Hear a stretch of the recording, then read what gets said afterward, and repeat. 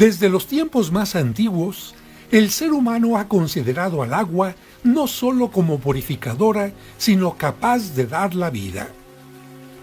Fue por esto que Juan, el último profeta del Nuevo Testamento y el primero del Nuevo, invitaba a que quien reconociera su pecado, su arrepentimiento, su deseo de conversión y la necesidad del perdón de Dios, se introdujera a las aguas del río Jordán en señal de todo lo anterior. Por eso, como en griego, inmersión o purificación se deriva de la palabra baptisma, bautismo, a Juan se le conocía como el Bautista.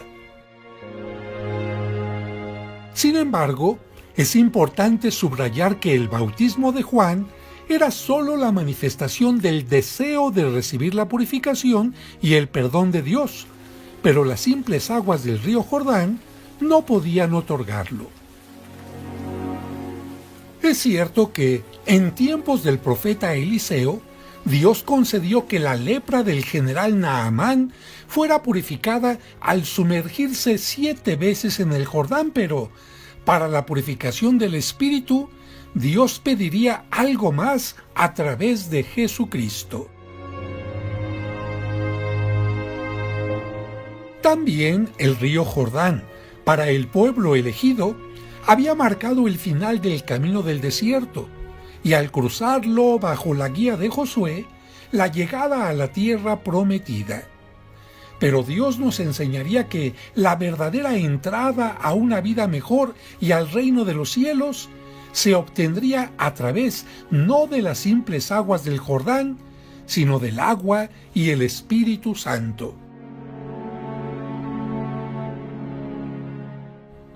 Por esta razón, Cristo, después de haber vivido 30 años en el ambiente familiar de Nazaret y continuando el oficio de su padre, quiso iniciar su vida pública, su predicación y su camino a la redención en el río Jordán, siendo bautizado por Juan.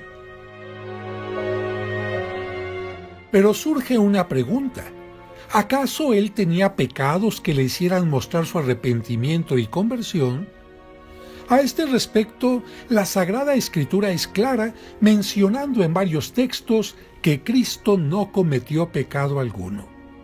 Así lo dice la primera carta de San Juan. Y saben que Él vino para quitar nuestros pecados, y no hay pecado en Él. También lo afirma así la primera carta de San Pedro. Él no cometió pecado, ni en su boca se encontró engaño. Y así lo dice también la carta a los Hebreos. Porque no tenemos un sumo sacerdote que no pueda compadecerse de nuestras debilidades, sino uno que fue tentado en todo según nuestra semejanza, pero sin pecado. Y hasta Juan el Bautista, quien invitaba a la conversión, reconoce que Cristo es mucho mayor que él, diciendo: Yo bautizo con agua, pero en medio de ustedes hay alguien al que ustedes no conocen. Él viene después de mí, y yo no soy digno de desatar la correa de su sandalia.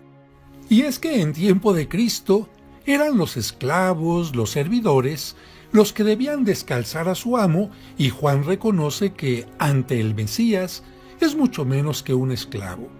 Y no solo eso, sino que anuncia que Cristo instaurará un nuevo bautismo que, más allá del agua, incluirá el fuego de purificación y los dones del Espíritu Santo.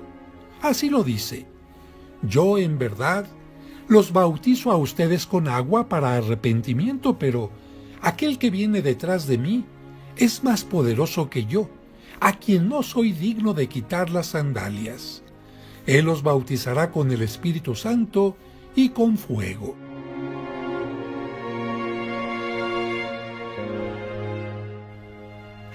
Pero para que Jesucristo pudiera hacer descender sobre nosotros el Espíritu Santo, era necesario que primero padeciera y muriera en la cruz como un cordero inmaculado, y después resucitara y ascendiera a los cielos.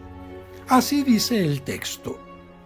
Al día siguiente, vio Juan el Bautista a Jesús que venía hacia él y exclamó: «Este es el Cordero de Dios, el que quita el pecado del mundo». Así pues, Cristo entra a las aguas del Jordán para ser bautizado, pero no para ser purificado de sus pecados, sino para significar que, así como los seres humanos pretendían dejar sus pecados en aquellas aguas, Él los tomaba sobre sí para después, solidarizándose con todo el género humano, purificarlos con su muerte y resurrección. Un punto más de esta reflexión es recordar que, de acuerdo al libro de Josué, el río Jordán había abierto sus aguas para el paso de Dios presente en el Arca de la Alianza, y con él el paso del pueblo, la entrada del pueblo a la tierra prometida. Así dice el libro de Josué: «Cuando los que llevaban el arca bajaron al río y sus pies se mojaron en las orillas, las aguas que venían de arriba fueron bajando hasta detenerse, y así el pueblo pudo atravesar frente a Jericó».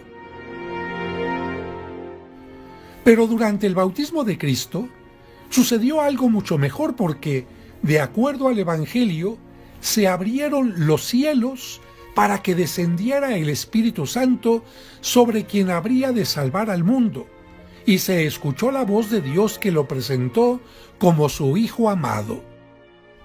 No un hombre común o un idealista, orador, psicólogo o político con sus discursos, terapias o sistemas políticos, sino el mismo Hijo de Dios, que a partir de su bautismo y gracias al Espíritu Santo, inició su misión salvadora que conoceremos o recordaremos, profundizaremos y agradeceremos durante todo el año litúrgico.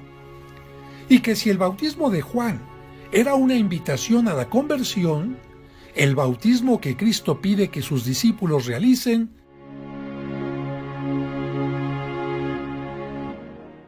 es un sacramento que nos une a Él, nos hace hijos de Dios, templos del Espíritu Santo y miembros de la Iglesia. Por eso, cada Pascua renovamos nuestro compromiso bautismal, y algunos también lo renuevan en su peregrinación a Tierra Santa en el río Jordán. Pero queda claro que no fue el agua del Jordán la que purificó a Jesús, sino más bien Él, sumergiéndose en ella como parte de su misión, confiere al agua de toda fuente bautismal el poder de santificar. Así lo escucharemos de San Mateo en el año litúrgico A. Jesús llegó de Galilea al río Jordán y le pidió a Juan que lo bautizara, pero Juan se resistía diciendo: «Yo soy quien debe ser bautizado por ti, ¿y tú vienes a que yo te bautice?». Jesús le respondió: «Haz ahora lo que te digo, porque es necesario que así cumplamos todo lo que Dios quiere». Entonces Juan accedió a bautizarlo.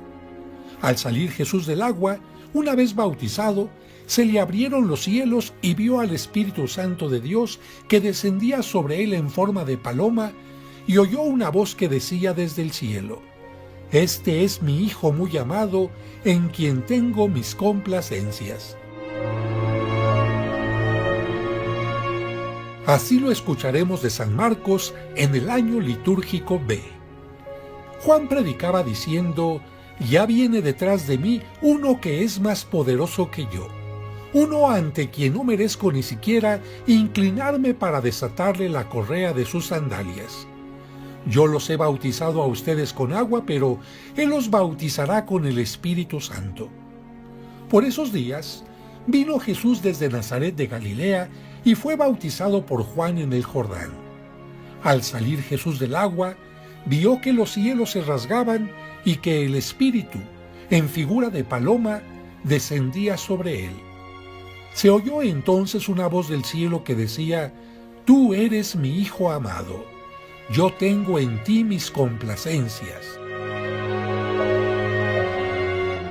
Y Y así lo escucharemos de San Lucas en el año litúrgico C.